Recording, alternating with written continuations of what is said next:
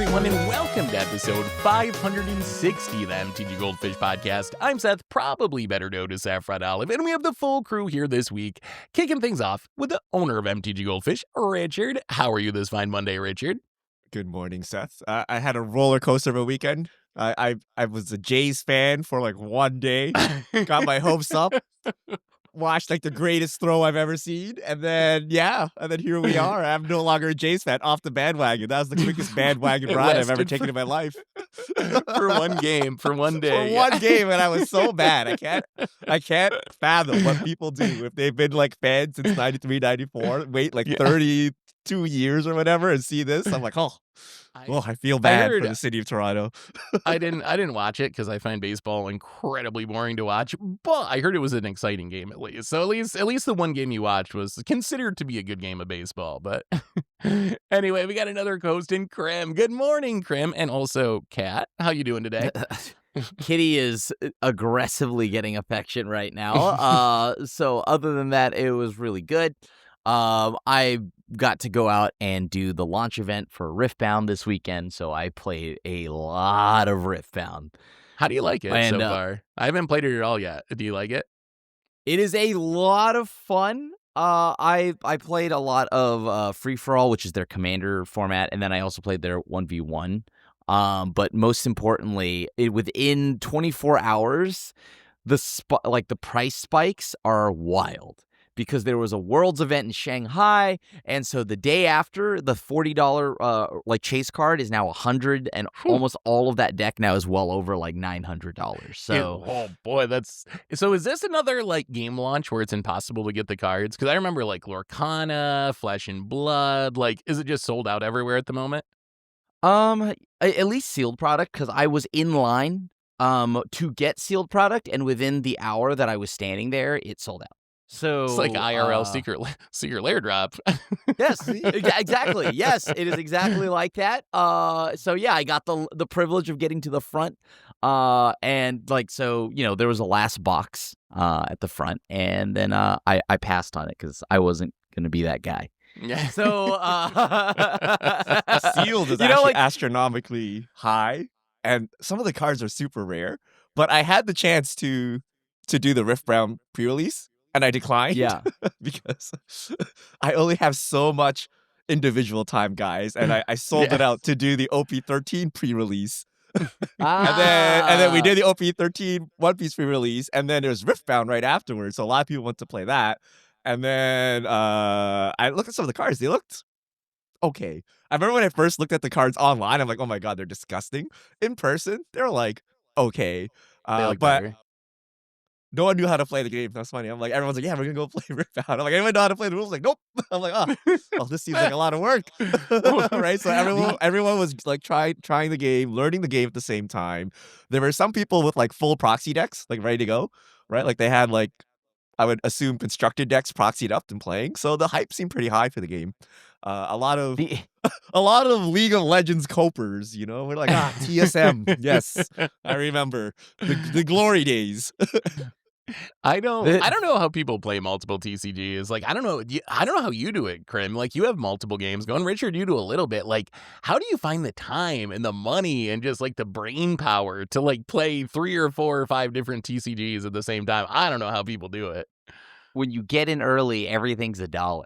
Yeah, I guess that's... and then you pray that you threw the right darts in the right spot, and then you're like, okay, cool. But on like final thought on that though is that as everyone was learning this weekend, did you know that there's a lot like probably like 12, maybe like 10 cards that have been errated, and so I was one of the people that I was like, oh, but this card just says I buff my card to match the power of the strongest unit. And it doesn't say until end of turn. But it's supposed to say until end of turn. And classic TCG misprint. Yep. Is this their first set? I took it at face value. How in the world? Oh my god! All right, I guess they're learning as they go with stuff like that. I guess I can't be too harsh because Wizards been doing it 30 years, and they still occasionally leave off till end of turn off some of their cards. But yeah. Anyway, we got a podcast to get into. Today, we're going to be talking a little bit about Standard and a lot about Avatar. That's going to be the big topic. We're right in the middle of Avatar spoilers and got a lot of cool cards to talk about. But before we get into all that, a reminder that today's show is brought to you by Card Conduit. And Card Conduit's the easiest way to sell your Magic cards.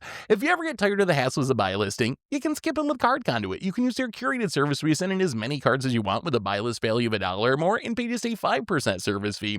And if you want to do a bit of work, you can use the sorted service where you list and sort your cards in advance and pay just a 2% fee. Either way, you're going to get a detailed report with the results and a fast payment once your order is processed. And you can even get another 10% off by heading over to cardconduit.com/MTGGoldfish. Card Conduit is the easiest way to sell your Magic cards. Our show is also brought to you by Heavy Play, advanced gaming equipment. Curved sleeves feature rounded corners on the bottom with improved comfort and shuffle. The sleeves are fully opaque, so you don't have to worry about double-faced cards, and the front interior is always black.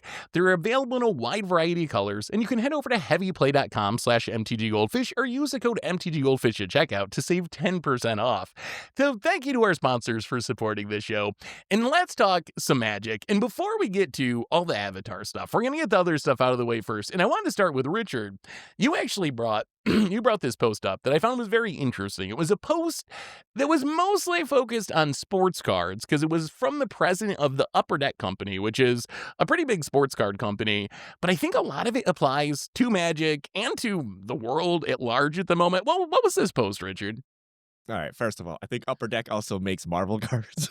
Oh, do they really? They make I know them from non-sports sports cards. But yeah, they're primarily sports cards, or I don't know, they used to be. They did Pokemon too. Yeah, they do random cards, but it was, I don't know what this is. This looks like a Facebook post, possibly. I'm not sure. It was gotta a be screenshot. linked. I think it's LinkedIn. It's it looks LinkedIn? Like Okay. to me. It's Facebook for people that work. Okay, it's Yes. like a screenshot of a screenshot of a screenshot. But basically, he was saying that 50% of consumer spending in the U.S. is coming from 10% of the population. So rich people are carrying the market, and not just cards, right? So concert tickets, we've seen like the Taylor Swift $1,000 tickets, the Labubu stuff, whatever, right? Like it's all concentrated in the wealthy, and when card prices, like cardboard, like the ones we play with, cost $1,000 or more, you're not buying it to play, you're buying it to speculate, right? You're buying it because you think it's going to be worth more than $1,000 tomorrow. And then that works until it doesn't work, like Spider-Man. Yeah. Right? And then he now he's talking about sports cards, but it's always been a part of the sports card business. Like you buy a rookie card and then you hope they're not complete trash, and then one day you have a great collectible. But he's saying everything's speculative now, and essentially saying it's gonna blow up. You gotta be careful. And then when it blows up, we will all feel it. Even the people that don't speculate, the lowly TCG players or whatever, the buy singles, the buy cheapest versions of cards, we're gonna feel it when the money shifts, right? And you kind of see this with like the money shifts between like stocks, crypto, Pokemon cards, whatever, right? You go back, it was like art pieces, olives or something, like the speculative market like shifts all over the place. Yep. But should we be scared? Kind of scared when this guy's livelihood is like selling cards, and he's like, "Oh, bros, watch out." I know you can definitely see the difference between a public company and a private company, because I have a hard time. Upper Deck's a private company. I have a hard time imagining a public company like their CEO saying something like that, like, "Hey, we're probably in a bubble right now, and that includes us." So I thought that was interesting. I think we kind of already saw this with Magic. We kind of speed ran this with Final Fantasy collector booster boxes, like getting so ridiculously expensive. And then we saw Spider-Man and Avatar follow suit, right? And spike up to like $1,200, even though no one knew what was in those sets. It was purely just, oh my God, these Final Fantasy boxes got so expensive that it's probably going to happen again. It was just purely speculative. And now we see Spider-Man selling for below MSRP. We've seen Avatar is stabilized, but it dropped from like $1,200 down to like $600 now or something. So it had a huge price decrease. So I think we've already kind of seen like a mini version of that happen with those collector boxes.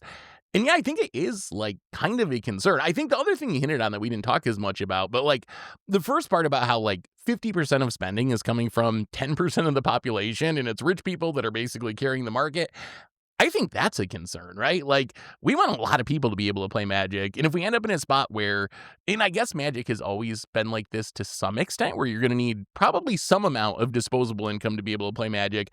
But as it gets worse and as prices of other things go up, I could see that Magic would be one of the things that people get priced out of, which I think that is a big concern to me, because I want everyone to be able to play the game.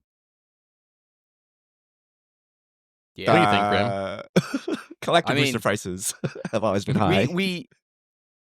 We saw this also, like, there was already the bubble and then the burst of the bubble back in like 2020, right? Wait, when we 2020? saw the heat. The pandemic stuff lockdown. when everyone got their checks. You mean the general burst? Yeah. Yeah, well, no, but like the TCG boom, right? Like there was a big collectible, like everyone was at home, so everyone bought like, old comics, everyone bought like, their favorite Pokemon from when they were a kid. So, and then all these cards exponentially spiked up, and then all of it went down. I think that was like the first big like Pokemon crash. Also, it is wild to me that Richard said a whole sentence about crypto, stocks, Pokemon cards. And I'm just like, to hear Pokemon cards in that is like shocking me, because it is kind of wild. And this is the same for Magic as it trends towards like a lot of the collectible culture, right? Like, I am sad to hear that these things that I love are just now viewed as little stock pieces for investment bros, and that kind of bums me out. That's the same as like crypto Pokemon. prices. So, no, not that. I don't care about that. Crypto bros can. It's like when you're too late to the game, right? You're like, oh, the stock market. If you got in the stock market in the 1900s, you're golden, right? We're too late for that. Oh, what's this crypto business? Right? Okay, I don't know. It's like fake money, but it's early. So we get in on that, and we saw some people get rich. But no, now it's too mainstream. What's next? How about cards? Pokemon cards. But Pokemon cards, we're too late for that, right? Like, Pokemon cards are way too expensive now. So people are speculating on Magic, right? And some people feel they're too late for Magic. That Black Lotus ship has sailed, right? So they're like, what about Riftbound?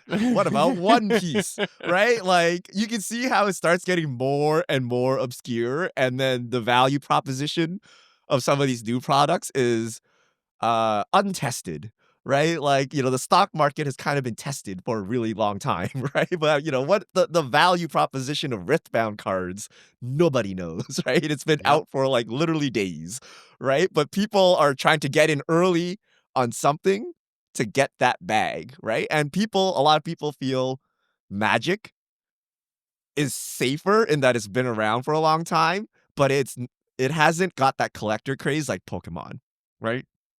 Which is the fear of all these like investor bros coming in and like buying all their collector boosters and whatever. And Spider-Man was just a mini correction. Like, it didn't do as well as Final Fantasy, but it's not like you're finding it sitting around at like 70% off MSRP. Right? It's not Fallen Empires, right? Like, the real burst is going to be disgusting, right? Like you're not going to be able to fathom what the real burst looks like. I will say two thoughts on this. So one is, I remember when we were having this conversation a decade ago, and people were buying out reserve list cards, and we're like, oh my God, who was Martin Shireki or whatever? Who was that pharma bro that ended up in prison? And he was buying Black Lotuses, and he was going to corner the market. And like, so we've had this kind of stuff going on for a long time now. And I'm just looking now, Underground Sea is $1,000 a copy. Yeah, it goes up and down and whatever, but we still haven't seen like that big crash. So I don't think this is a brand new thing.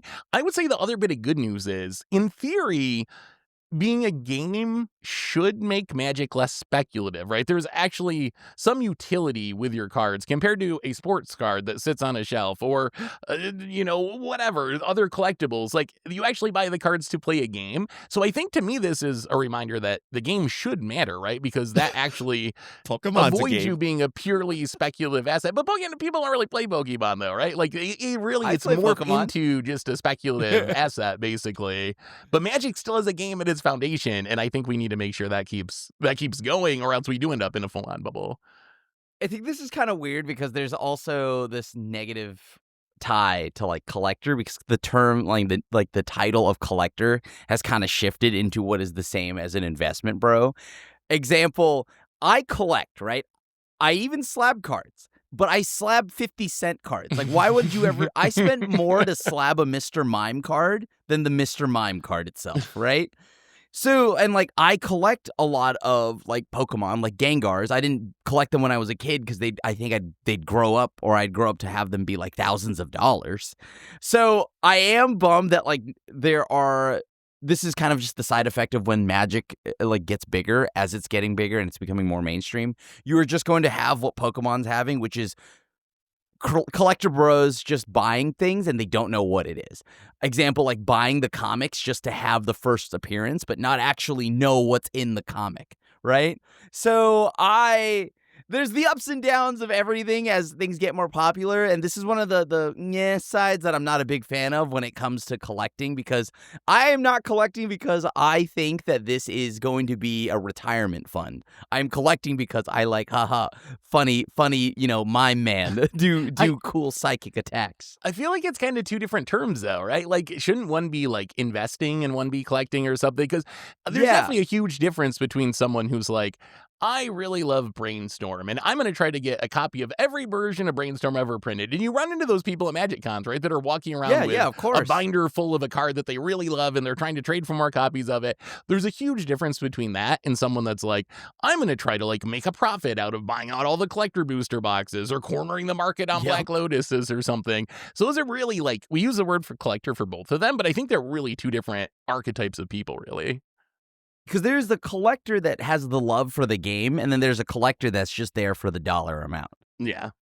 But I think it's all, like, I don't know, people always point to the two extremes, but there's, like, the normal person, right, who wants to own a Black Lotus, right? And it's, I don't know how much a Black Lotus is nowadays, right? But let's say, like... unattainable. Like a couple grand, whatever, like 10 grand, whatever. I don't know what it is, right? But like some large obscene amount of money, and they can like kind of afford it, right? But in their mind, they're like, okay, in the future, if whatever reason I lose my job, I need money or whatever, I can sell it back at basically the same price, right? So it's safe to me to do this, and I will do it, and I will showcase my mantle and like show off to my friends. But if I told you it was $10,000 and the minute you buy it, it goes to zero, those people wouldn't buy it, right? Like they would definitely not buy it. And this threshold changes, right? Like when, we go back to old Magic, when I buy a modern deck for $500, I expect, like 10 years worth of use out of it. But if I only got 1 month, I would definitely not put $500 into it, right? I am playing the game as intended, but I'm also doing some kind of investment or speculation here, even though it's not strictly that. But that is a huge factor in whether I spend $500 for these cards, right? And the best scenario for me is the $500 deck becomes a $1,000 deck, right? Now I got to play with something expensive. I got to enjoy it that entire time, and I made money out of all of this, right? So I think that's what most people aspire to do or like try to do. And sure, there's some people that are just buying pallets of cases, boxes and putting in their closet, right? But I feel those are relatively few. Those are more akin to companies, but most people will buy stuff and hold it and then hopefully on a rainy day cash it in. But what happens when you can't cash it in? Right? What happens when it goes to zero? Then we're all kind of screwed, I think that's why I buy assuming everything goes to zero. That nothing... Like, but I do that across everything, right? And, like, maybe because I'm conditioned from the harsh world that is Yu-Gi-Oh!, where I remember I had play sets of this card called Tour Guide to the Underworld, right? You needed 3 of them. They were $300 or, like, $250 per. And within 24 hours, they went from that to $5. So, like, I don't know. Notice? I think it's... I just assume that everything, if you buy it because you love it for some reason other than a monetary gain. And this is why, like, whatever the TCG is, it doesn't matter what the card is. Oh, I opened, I don't know, Chase card from new set. This is worth $1,500. To me, that's like, yeah, but would I sell it? No, so it's worth nothing. And I'm also going to nothing because that's what I assume. I feel like it does matter, though, because I've had this exact experience in the past. Because I think the problem is Magic is expensive, right? Like, buying Magic cards is expensive. So for me to feel justified spending money on Magic cards, the fact that I think in the back of my head, well, I could always, trade it or sell it if I needed that money, makes me feel more comfortable doing it. I remember this was like 20 years ago now or something, but this was when Modern Jund was like $1,500 on Magic Online, and I really wanted to play Modern Jund on Magic Online because it was a really good deck. So I justified it because I was like, well, I could always sell the cards and like build a different deck or even get the cash back out of it if I had to. So I'd put $1,500 into Magic Online to buy with cash Modern Jund so I could play it. And if I knew that was going to go to zero, I wouldn't have done it. I would, at the time, like that $1,500 actually mattered to me enough that I wouldn't have done that at the time. So I think if the game was cheaper overall, would this be less of a problem? Like, I feel like yes. I feel like because prices are so high, you have to take that value equation into consideration when you spend money just because the prices are so high. Seth, I'm glad you reminded me of Modern Jund. I don't know how much that deck is worth, but the utility aspect is what's hilarious, right? You're like, oh, they're cards. You can always play them. Tell that to Tarmogoyf, right? Tell that to Liliana the Veil, Dark Confidant. Like, when their price goes down, it's probably tied to their utility too, right? So they cannot even be. My man Bob can't even get a game in standard down. Okay, like this is, so like it's just all fake things. Like they're just pieces of cardboard, and we make all these tricks to to tell us. And it's not just this, right? It's like the stock market, right? Like you're like, oh, the price of the stock is somehow related to the performance of the company and it should correct itself. It's like wrong, right? Like some companies like trade at like multiples above their earning potential and some like fractional amounts, right? There's just like this random unknown bias that we just give to random companies.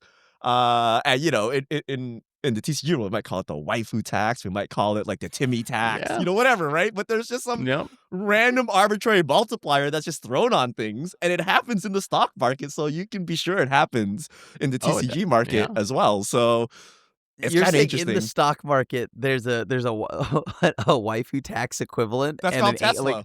That's called Tesla, right? Like, like some of these companies like or other trade like, with like this companies, extra tax for no reason, right? You're like, what? They make less cars than this other company, but they're worth like 10 times more. Like what? Right? And it is purely speculative, right? Because the bet is that Elon Musk is going to create some robot that changes the world 10 years from now. And if you're the person that buys now, then it's going to be worth way more in the future. So it really is that same speculative process that the post They're was going to talking print the about. combo piece for Tesla. Okay, the combo piece is coming. Exactly. So they got to hold on to these LEDs. Like essentially, that's what's going on, right? But is it wild to say then, like, okay, the difference here though is that I guess I just don't view card games as stocks, right? And like all of that. And I know a lot of people do. So to tie back to what Seth said about like, oh, if I buy into this card game or whatever, it's expensive. That is, trust me, I know that. It's not like I'm out here like, on my yacht buying these cards. I am out here like, doing the work, right? To get these cards as well. And I think when you don't think about these card games as like stock pieces and whatnot and retirement funds, I think it makes it I just now understand that I'm buying in at a loss on everything. So that is how I've treated my entire collectible hobbies and all of that. Everything is going to go to the floor at some point. Everything's getting Tarmogoyfed at some point, right?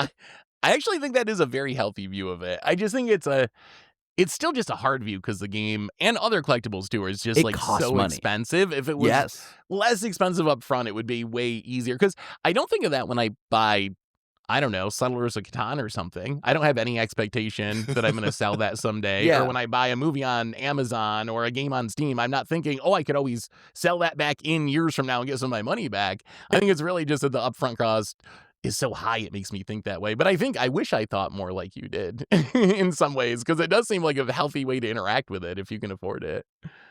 Anyway, we should probably move on and talk. I can't afford it, so I just don't buy it, right? Or I wait. Let's move on. Any final thoughts on this before we hit up some other topics? All right, let's move on. I want to ask real quick about Standard before we get into our Avatar stuff. So bannings next week. We're not going to get into that again because we already talked about bannings last week. So we'll get those next podcast. We'll be able to talk about what actually got banned in Standard. This weekend was Spotlight Series Liverpool. 13 of the 16 top 16 decks, or is it Cauldron decks? And this got me wondering, or is this an all-timer Standard deck? Like, is this going to be a Affinity or Cawblade or one of those decks that 10 years from now, we're like, man, remember how busted Is It Cauldron was? That's one of the best Standard decks of all time. Or is that just recency bias? Are we overrating it? Like, how good in the historical context of Standard, how good do you think this deck actually is? Is this actually one of the best Standard decks ever? I mean, okay, if this is true, then does that mean Corey Steelcutter is the greatest of all time? Because this deck, right, was held back by Corey Steelcutter. I guess that is actually true, right? Right? Like, yeah, they may be in the same color pairing, but, like, this was the boogeyman behind the boogeyman, right? Yeah. So if that's the case, then no, right? Because then I still think within a format, this one is good. It's very strong. People will gravitate towards it because there's lots of play to it and whatnot. But I don't think it fully stifled the format like Oko did. Right? I still sit and maybe like years removed from Thrones of Eldraine, I have not buried that yet. Right? It's not going to recover, yeah. I have never recovered, right? I will never recover. And I will always tell everyone that if you miss the Oko days, that's to your benefit, because I think that's still one of the grossest decks of all time. Now, I have not played Urza's the 90s Urza stuff, Saga, right? But I did play Skull Clamp. I played all of these formats, and I still think Oko is at the top. Then probably Skull Clamp, and then it would probably be. Maybe Cawblade is up there because for me, I don't view it as a negative. I view that as a positive. So to me, that wasn't like, oh God, what a bad time it was. But I at least think there's a few formats before VV is goated, right? I think VV is a very strong deck, and I think Corey Steelcutter would take over before VV would. It's kind of funny. I will say, so I would probably agree with that I really want to do a bracket and try to actually play the decks against each other and figure it out. Maybe it's not going to stand up with Oko. So yeah, maybe it's a top 5, top 7 deck. Although with the thing about prowess and cutter, I actually think that Cauldron would have beat it out. Do you think that's? I think that they just hadn't figured out Cauldron yet. It was just Paulo at that pro tour with Cutter, and it was Paulo and a couple of his buddies that played it, or his team, and he did really well there. So I think if both decks existed in parallel for longer, I think eventually it would have been a hybrid where you're kind of doing all of those things together. Or Cauldron, I think, actually is the better of those two decks. I think it would have shaken out in the long run with Cauldron winning. You would have died before I think your Cauldron things assembled would have gotten assembled. Yeah, maybe that's right true. Because isn't that the issue that they ran? They tried to prep for it, and they did lose to Corey Steelcutter, right? Because there's just Corey Steelcutter starts that you just cannot beat. Yeah, no, that is true. But I feel that I don't know. What do you think, Richard? Where do you land on this? How good is Cauldron and the Cutter thing?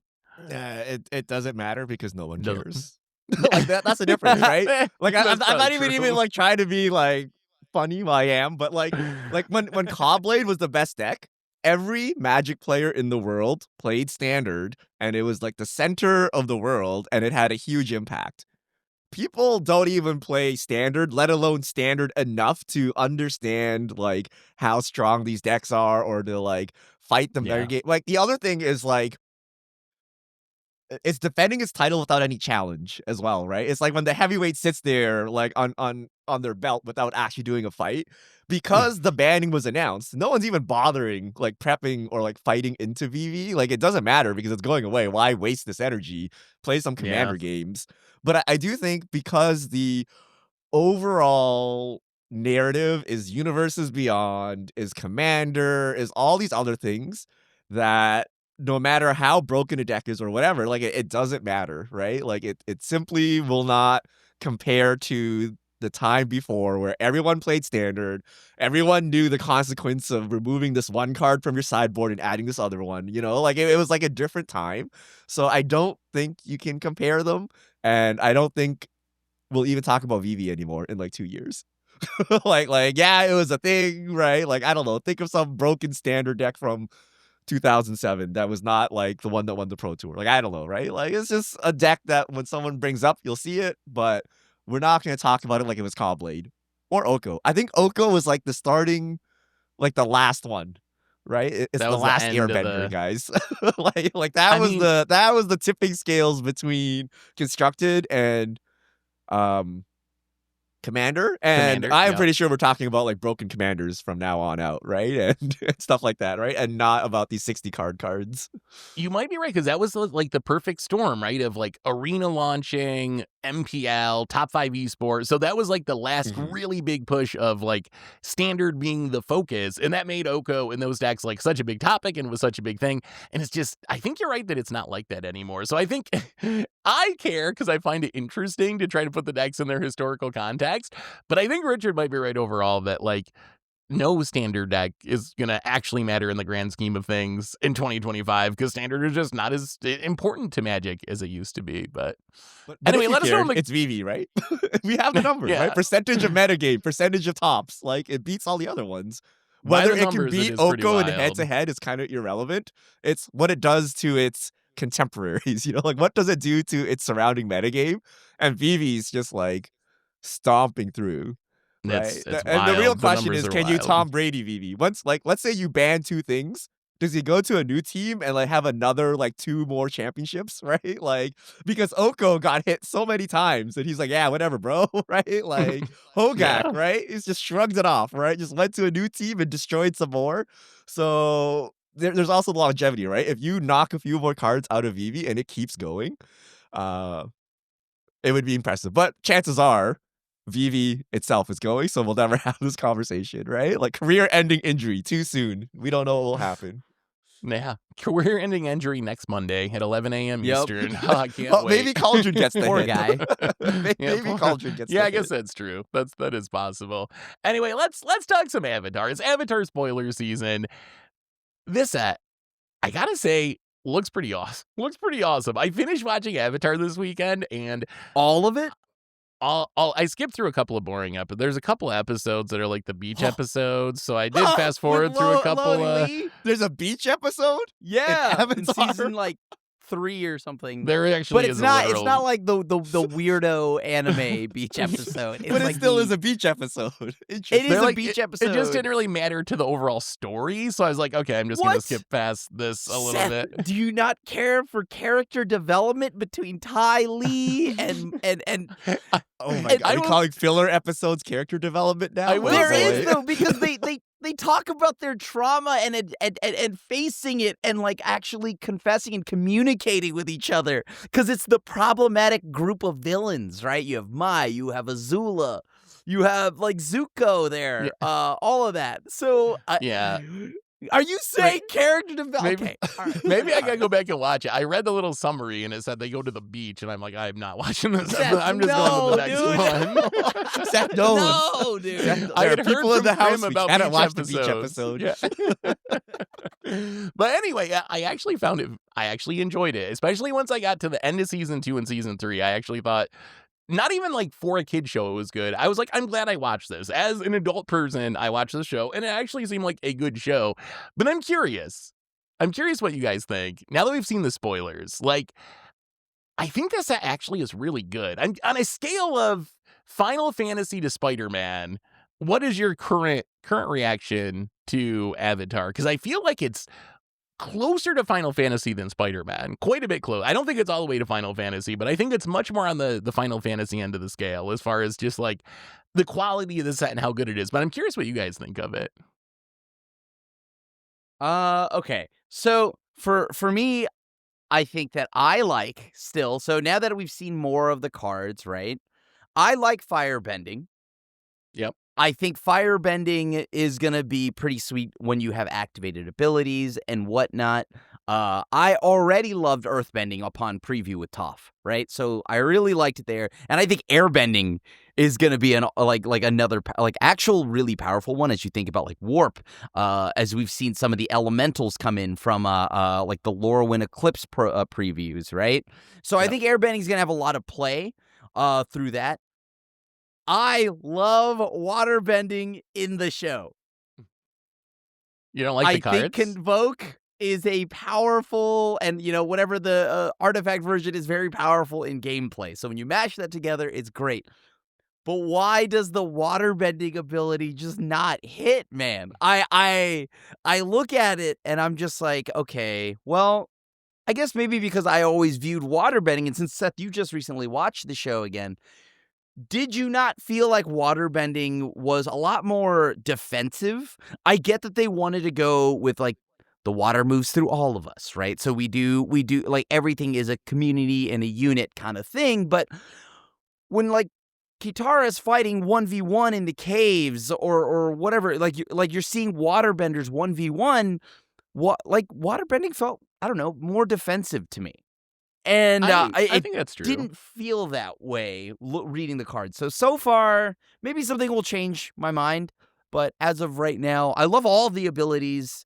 Like so far, I think the most standard playable is probably airbending, and then like firebending, and then yeah, that's my thoughts on that at least. It's funny. I guess I hadn't really thought about the waterbending thing. I think you're right now that you mention it, but it's one of those things that I kind of don't really care about, like how well the flavor matches up to the show that I watch. I see waterbending. Just watch the whole thing of Avatar. It doesn't care for flavor.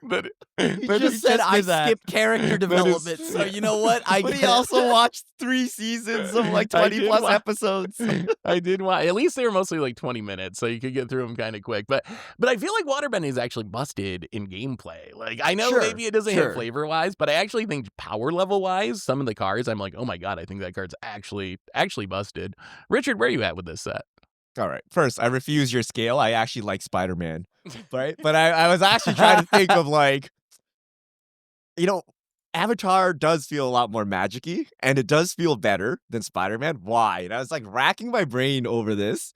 And one of the things about the mechanics is there's a lot more gameplay and a lot more Johnny aspects, like something like firebending, where you just add red mana when you attack. You're like, what do I do with this? Like, it doesn't really work in the normal way. Like, obviously, I can cast an instant, but maybe I should like put fire breathing on my creatures or something so I can just pump this red mana, or maybe I can save it. Like, it gives all these new interesting gameplay things you can do. It makes you want to look through your bulk to see if you can find something that like combos with firebending.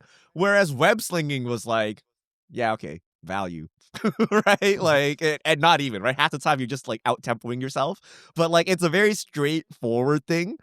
Same with like airbending, right? I'm sure we'll talk about some of these cards, but we're like, is airbending good? Is this like Wrath actually good? Like, what am I doing with this?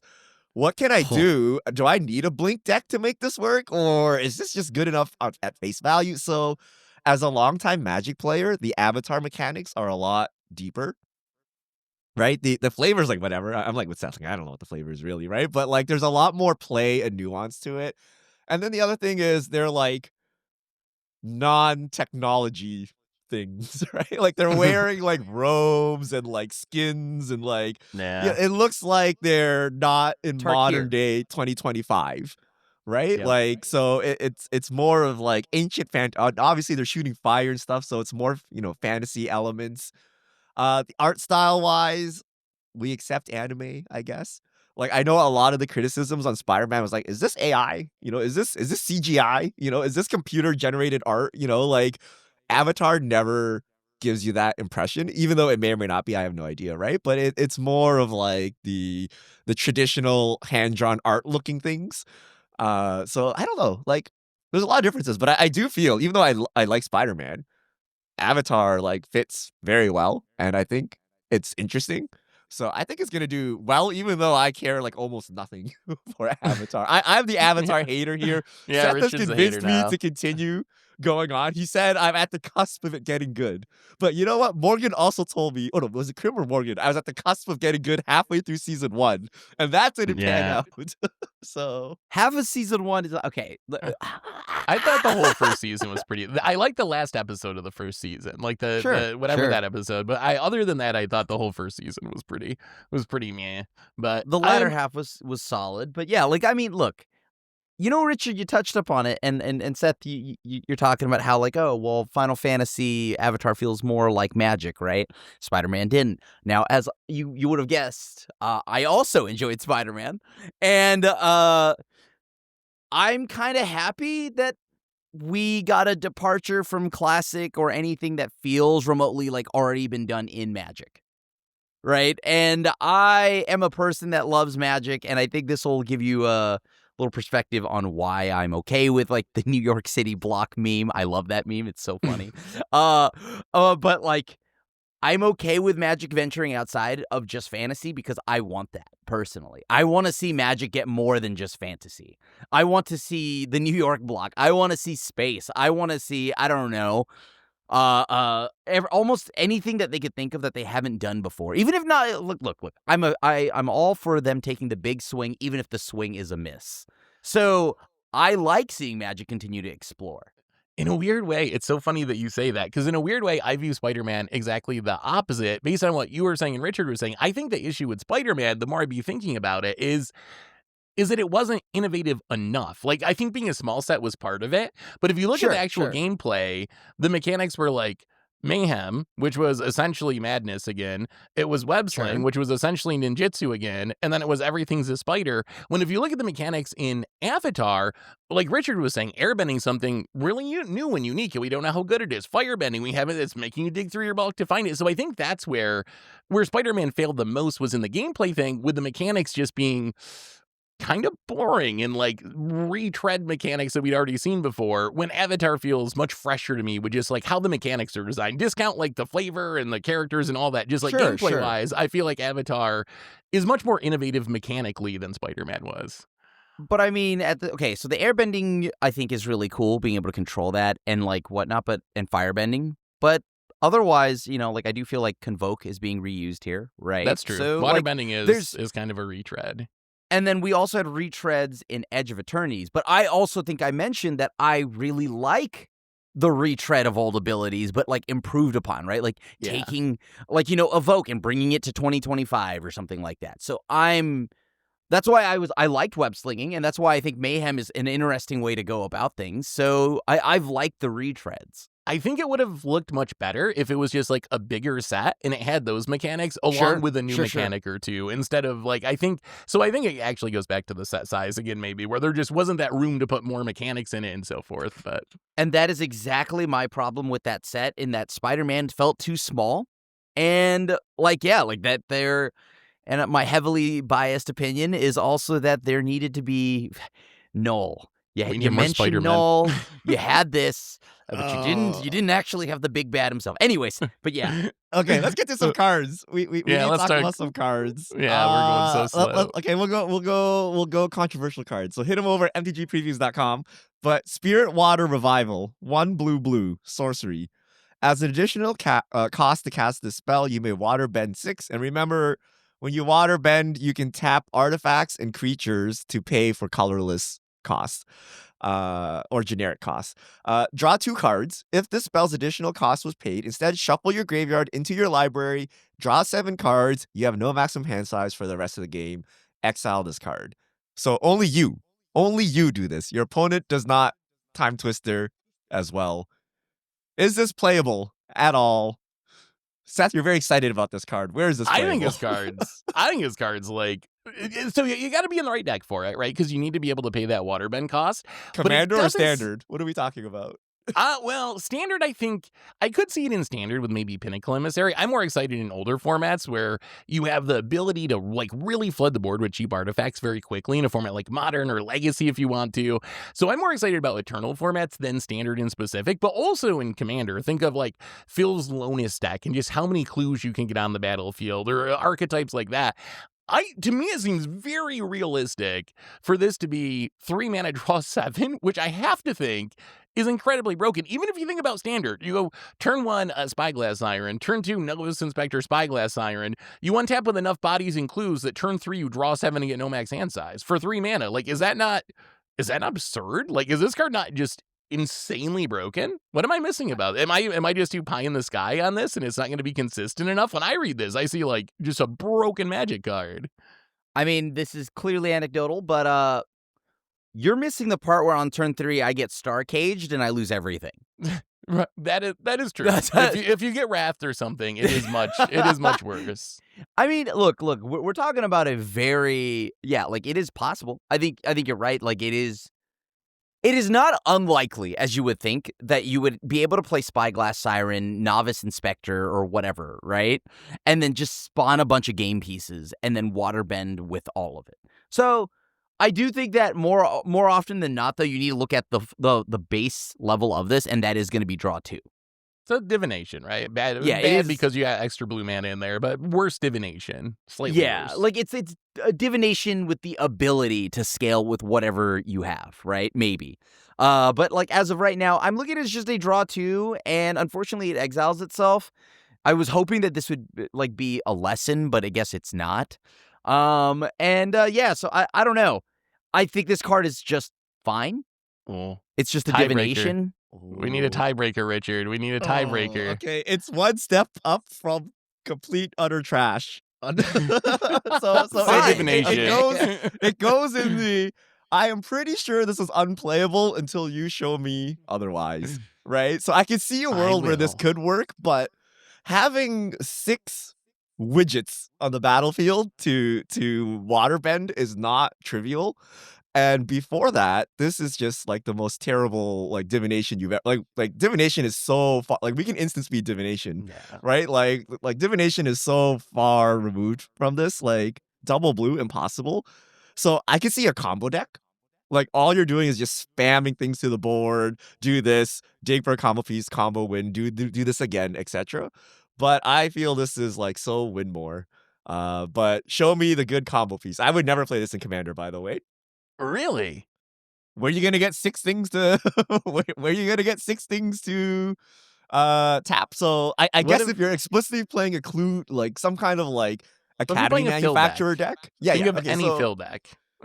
Did Academy manufacturer win you the game or Spirit Water Revival win you the game? You know what I mean? Like yes, if you have something that's hemorrhaging out tokens, you can play this. But in a normal deck, no. And like normally, this is not red. You're not going to be a 0 hand size such that you wheel +7. You know what I mean? Like normally, if the game is going well, your hand is pretty healthy. So I actually like don't play this, and I would view it like Seagate Restoration. If Seagate Restoration was a card, you would never play it. It's because it's an MBFC that you play it, right? If this was an MBFC, it'd be the greatest MBFC of all time, up with Seagate Restoration. But because it's not, it's actually just divination. And I have a million other divinations that I can play that are way better.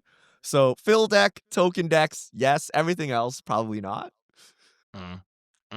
You don't lose your hand, just so it's clear. I mean, hopefully, you get to keep you don't your lose your hand. It's just and draw you draw 7. 7. My bad. But still, yeah, it'll be interesting. I'm very high on it. I'm going to be trying to break it. Maybe, I don't know. When it comes to cards like this, I always see the upside. So it is possible I'm overrating it, but the upside just seems so big. You play Smothering Ties. you go 1 round, and that gives you 4 treasures that you can you can save for a future turn. All right. Okay. Planetarium of the Wan Shi Tong. I didn't watch enough Airbender to know what this is. 6 mana. It's Owlman. Legendary artifact. 1 generic tap scry 2. Whenever you scry or surveil, look at the top card of your library. You may cast that card without paying its mana cost. What? Okay. Do this once each turn. Is this card any good, Krim? Like, I'm curious. Like, so obviously, if you're a scry or surveil themed commander deck, it's gonna be great. Like, you'll play it in a deck like that. But outside of commander, like, can you play this? Like, we have Omniscience in standard. This is cheaper. It can let you play something big, but it's not guaranteed. Ooh, what do you think? Is this card any good? I'm very torn on this. I think it's very good. Right? You also, because it's whenever you scry or surveil, so imagine being able to also like fetch, use the surveil lands that we all love, right? Like you can now do some shenanigans. And then it itself allows you to scry too, right? If this just sat here and had like just that text without the scry too, I think it would be bad. Yeah. But for 6 mana and also has the scry 2 clause attached to it and all of the other text, I think this is really good. And you can do it during your opponent's turn. So you can activate this during your turn, get a free card, crack a fetch, get a surveil land during your opponent's turn, get a free card. Like once you start adding up like the amount of times you can scry your surveil, it does become pretty exciting. I mean, everything passively does it, right? Like Price of Fame. All right, cool. 2 mana, kill your creature, surveil 2. Right? So like build around it then? Like it's kind of a build around card then? Or would you jam this in like a more generic deck without a bunch of like scry and surveil synergies? See, that's the thing. I think a lot of stuff already has scry and surveil. So I'm not just really building around anything, right? I'm just throwing this in there because it would be more of a build around if it also didn't have that activated ability, but because it has that, it's kind of its own contained engine, and then anything else you can kind of do on top of that is even better. In Commander. Wait, Commander, Standard? What are we talking about? Oh, Commander. Because, but Standard, oh yeah, I think this is not playing. Like, you're not playing this in Standard. Like, this is terrible. Okay, Richard, Tron in Modern. 7 mana, 6 for this, 1 to activate, Emrakul, GG. Did we break it? But how did you get the Emrakul on top? The magic god smiled upon me. I know it's a meme because it's 7 mana, but I don't think... Is Tron still playable, Seth? Can we still Tron? Are we still Tronning? Yeah. But I don't this think seems Tron like would a worse play it. thing. It seems like you just drop your 7-drop and call it a day. And if you can't win with that and you need to go another turn, like you untap with 7 mana again. Like you can't cast your spell like the wholesome way. You know what I mean? Like, so I think this is good if there's some kind of infinite or some kind of combo that just like naturally you slap this down. Maybe it takes you 1 turn or 2 turn, but you win the game. Like on your turn, you cast a spell, your opponent's turn, you cast a spell, you win the game. Something like that. But otherwise, it just seems slow. Like Is tutor to the top of your library shenanigans enough to make it worth it? Because the way it works, there is like a window where you activate it and it puts a trigger and you could like vamp tutor and put the best card in your deck on the top of your library and play it for free. Like, is that enough of a combo to make it good, you think? Like, or brainstorm, I guess you could do the same show thing. and tell, like reanimate. There's just like, I don't know. Like, easier can't we ways to just do do it, this yeah. like much more efficiently and much earlier? So Yeah, it that's probably depends. true. Maybe there's like some color, like a mono white combo or something that does this that you could not reanimate and you could not show and tell in. But it seems a lot. Like it has to be a value piece, right? But like it's hard to get value with this too. Like you got to keep putting stuff on top and then scrying.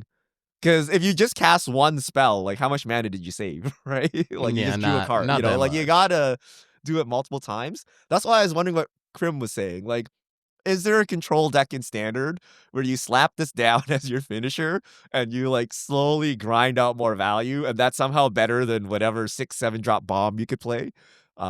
Seems slow, but I could see that. Like if you can win Nephalia Drown Yard, you can win with Planetarium, right? Yeah. So can we use it like that?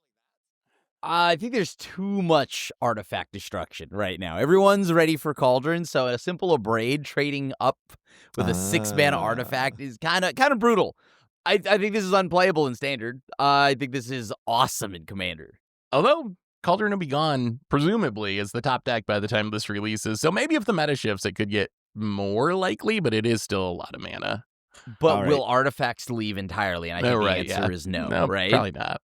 Because blue-white artifacts still exist, so... Simulacrum Synthesizer pre-busted. Yep. All right, we haven't power crept enough, so the owl itself is coming. Wan Shi Tong, Librarian, X blue, legendary creature, bird, spirit, 1/1, flash, flying, vigilance. When it enters, put X +1/+1 counters on him, then draw half X cards rounded down. When an opponent searches their library, put a +1/+1 counter on it and draw a card. What happened? Was this a big character in the show, Krim? I don't even remember. You don't even know who owl. this is? Was this? I don't even remember this owl being like a big part of the show. Was it in the beach episode? It wasn't like a main character, right? Like it was just like a 1 episode thing or something. Yeah, okay, so you remember Ko probably Yeah. then, because was he more spooky? Okay. He's got a few parts in the show, but it's not like he's part of the gang. Like to Right, call it there, the yeah. gang. But yeah, like he's not part of that, but he's a big part of the story and developing, and then like again, more lessons, right? So things to learn. Okay, Is okay, hold on. Okay. Dial is it back. this Dial it back before we talk about just the lore. Okay. I magic-wise? I think like he's a part of the show, but it also works in Magic because he kind of looks like the Strixhaven Dean, right? He does that. He So does look like a Strixhaven card, yeah. and I love this card. I think this card is nuts. Right? I mean, it's got flash, and then the flying vigilance, sure, great, whatever. But enters put X1/1 That's with huge. counters. What do you mean, whatever? Flying vigilance. The flash is what matters to me, right? And then getting the 1/1 counters, and then drawing half of X cards rounded down, so you get a flash Hydroid Crisis, right? But then instead of to me, it's like instead of the gaining the life and whatnot, you get to make it so whenever your opponent searches, put a 1/1 counter on Wan Chi Tongue and draw a card. Now, combine this with cards like Demo Field and things like that, right? So you're kind of forcing the searches, you're getting a land, you're getting all of that.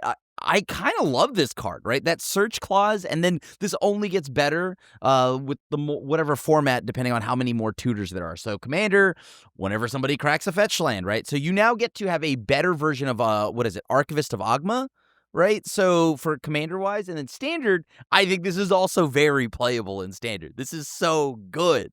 I think this card might actually be borderline too good. Like, I think this card is like obscene. Like, it's ridiculously broken. Like, in Standard, as you said, it's Hydroid Crosses with Flash, which is, yeah, you don't gain the life, but if you flash in during combat and block something, you gain a bunch of life off that anyway. Plus, Flash is just more powerful than gaining a bit of life. So in Crosses, I think people forget, like, I know it was a less powerful era of Standard when we had Ravnica Allegiance and stuff, but that was like a legit one of the best cards in the entire format, right? Wasn't Crosses like straight up one of the best creatures of its era?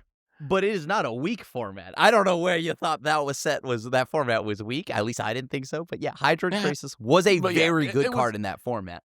And then it's a split card with Archivist of Ogma, which I think makes this card busted in like Modern, in Legacy. Like, if you erase the Hydroid Cross 6 stacks and just had a flash 2-drop that was a 1/1, that when your opponent search gets a counter and it has flying, I think that would be like a very playable card in Modern and Legacy and Commander. So I think this card is just like, you could split it in half and it would still be a staple in some format. And when you put all those abilities together, I think this is just like easily the best card in the set, not even close. This might be the next Oko. Oh, right? Speed running its way to the top of the meta in literally every single format possible, and then eating a ban. Like, we just talked about our poor boy Tarmogoyf. This is like a 2-mana 1/1 flying flash vigilance. Good. Your opponent fetches. It's a 2/2. You drew a card. Your opponent fetches again. It's a 3/3. It grows even faster than Tarmogoyf, right? Like, it's a flyer. It has flash. It has vigilance. Late game, you slap it down. You draw even more cards. This makes me not want to play Magic. You're like, what is the point? You know, like, why think, right? Just keep slamming these boys down, and like, it's too much. There's only one downside, and the one downside is it's legendary, but it's a must-kill threat that your opponent must kill anyway, so it doesn't even matter if you have extra copies in your hand. If it sticks on the board, you've won the game, right? And if it doesn't, yeah, you want another one. So you gotta play the counter to this deck in, like, Legacy, which is, like, fetchless mono red something, right? Like, you just don't fetch, right? You shear it, and you blaze this thing, right? Like, I don't know, right? It's so ridiculous. And it's even a blue card, so even when it's bad, you pitch it to your forces, you pitch it to subtleties. Like, yeah, like, even if you draw extras, it's so crazy to me. Like, I was expecting them to have some really push, like, Aang or something. It just surprises me that this Owl is the card that they went ridiculously hard on. So yeah, I'm kind of on the Richard end, where I think this card, if anything, it could be too good. It is hard for me to imagine this card not being very, very strong in multiple formats. I feel like it will slot into all the older formats where it becomes even more powerful. Like Ledger Shredder, forget that. Look at this thing, right? Like, it's gonna... Even Commander, it's like every single, like Limited, it's great. Like literally every single format, it's great. Guys. And why does it have vigilance? Like, so you can play this huge thing with Flash, hit your opponent, and you have it back to block with. There's no risk. There's no downside. It could just be Hydroid Crisis and we would still play it. Yeah. But they added all this random stuff onto it. They put like a whole bunch more words on it. I got great news for you too, because I think Blue-Red needed a little help. You know, this is gonna be post VV ban. It's gonna be nice to know that you now have a sync, right, with all that firebending mana if firebending takes off. Oh right, you can flash in with firebending. Like yeah, it works with all the Cauldron mana. It works in ramp decks. Plus, it's just I guess the searching mode is the weakest part in Standard because there's not that much tutoring. But that's the mode that becomes very powerful once you get to fetch land formats. I hate Standard. This, you're only caring hate, about the top half. Yeah, but it's like a free like grow +1 every turn in every other format, right? Like it's super. Sure. And imagine you're playing against someone that actually searches their deck. They're like crack a fetch, like search, like rampant growth. You know, like kind of those kind of deals, right? And then you're like, oh, okay, you're just gonna get hit by a 7/7 on turn 3. It's fine, right? Like mono green in Standard does fetch a lot, actually, as I think about it. So they're doing Fabled Passages, whatever, the little access tunnel, all of that. So that is kind of funny. Delver was peak design, man. They actually just printed rampant growth in Standard too. That was a lesson. Yeah, straight up rampant growth. just win the die roll. Right, rampant growth before the bird comes down. We're going a little long today, but I got to ask you guys about one more card real quick, and then we got to wrap it up. So one of the big debates this week has been the like source material cards, the ones that are just like clips from the actual show. And there's been a big debate over whether you like these. Would you rather have, artists reinterpret them? But one card in specific, the Cruel Tutor, has gotten a lot of mixed response. It is a very divisive card. If you haven't seen this card, it is literally just a super close-up on a dude's face. And that's it. What do you guys make of this? Like, I've heard some people say this is the ugliest Magic card ever made. Yes, Krim is doing a pretty good approximation of Cruel Tutor. What do you guys think of this card? Is it too much? So, I like buying cards that are obviously, I think this one is so meme and so like it looks so funny and poorly cropped. Like it's like why zoom in that much that it's so far in the other direction that we've gone back around where like, yo, this is kind of sick. Right? It's like it's so bad it's good almost. Like you watch a really bad B movie, but that's like kind of the gimmick of it is it's like supposed to be bad, so you can kind of appreciate how horrible it is in a weird way. Yeah. Because, like, you could easily... Look, I don't have a problem with them grabbing screenshots. That's why it's, like, the source material, right? It has to be... Obviously, that's why Spider-Man worked better, because the source material is meant to be drawn by panels, right? The Spider-Man ones look pretty legit, yeah. But, like, Final Fantasy and this is, like, screenshots of a show that is still not in, like, not even 1080p. So, like, you know what I mean? And so you kind of look at it and you're like, oh, whoa, that looks... exactly like the TV show, which is, again, why it's called the source material. I get it, yada, yada, yada. But I think they're funny, and so that's why I like it, because it's so funny looking. I see you shaking your head, Richard. What do you think of this one? I mean, it's all fun and games till you crack your $600 box of Avatar. You get this garbage, right? You're like, face. What? like if you posted this on like custom Magic cards, you would get like banned. Right? You're like, oh, low effort post. You know what I mean? Like, it's so bad that like we had to like triple check the source. Like, is this a real Magic card? Can someone from WotC confirm this is a real thing that someone thought was a good idea? Like, it's not even like, it's like 480p, boys. Like, no, like, oh my God, it is so bad. Like, some of these screenshot cards are okay. Like, bribery, I'm like, okay, it looks almost reasonable, right? But like this cropping, this choice, like, oh, it's so bad. I don't know. They should just reinterpret the iconic scenes for their special treatments. Like this, I would never play, and I would feel insulted if you gave me this card and you're like, yeah, this is the chase card of the set. Don't call it source. Like that. Look at SpongeBob. I mean, I can't believe I'm using this as an example of something wonderful in Magic. But look at the SpongeBob secret the SpongeBob secret lair drop. It would have been way worse if they actually just took screen caps of the old episode rather than having an artist reinterpret them in a way that makes sense on the Magic card, and the meme still came across, even though you had an artist reinterpret them. So I'm kind of on team. And I guess it varies based on IP, because I did think the Spider-Man ones looked legit good, but as Krim said, it's kind of made for that in some sense. It's pretty easy to take a comic book panel, make it work on a card. When it comes to a TV show, even the Final Fantasy ones I thought were pretty hit or miss. Some of them I thought looked good, and some of them I thought looked pretty bad. So I would rather see the iconic scenes reinterpreted by a Magic artist to like make sense on a card. But the Cruel Tutor is that is the worst of the bunch. I can kind of see Crib's part of like, it's so good it's bad. I played in the same deck as my Dwight Secret Lair drop, Swords to Plowshares maybe, and like I might run it in there, like the cringe deck, but but as far as actually playing it unironically, no. The tragic slip that also got revealed from that Office drop where Kevin spilling the chili is so odd that I want it. I see, like this is oh god. I'm listening to the death of Magic in real time, guys. At least it was an actual slip. Remember the original tragic slip? He was getting kicked off the edge of the building. That's not it's not slip. Even a friggin' slip, Watsy. That's a fake push, right? Wait. Are you guys insulting the original tragic slip and defending the new tragic slip from the Secret Lair? But he didn't slip, dude. Yeah, okay, this is where we have to have a podcast to break down one. There's way more slipping in the Office one. My heart can't handle this. What happened? I will say though, on the source material card, they could have. Why'd they have to do it like that? They didn't have to zoom in. Like that's like one of those photos that my friends and I, we love doing this. Take a picture of each other and zoom in as much as possible, right?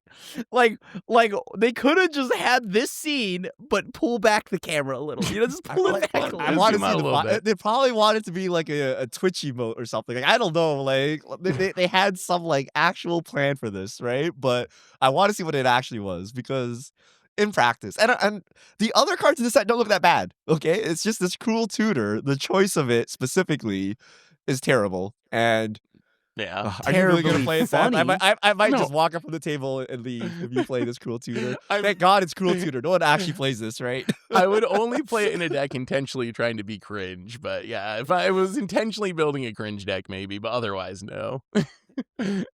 Anyway, we already ran long. We gotta wrap it up for today. No fish mail this week, but we'll get to it soon. Richard, how do people send in fish mail for future casts? All right, hit us up at MTGGoldfish with the hashtag MTGFishmail, and we'll get to your questions on air. And I believe that brings us to the end of episode 560 of the MTG Goldfish podcast. So Richard and Krim, thanks for hanging out. Thanks to everyone for listening. Thanks to our sponsors for supporting the show.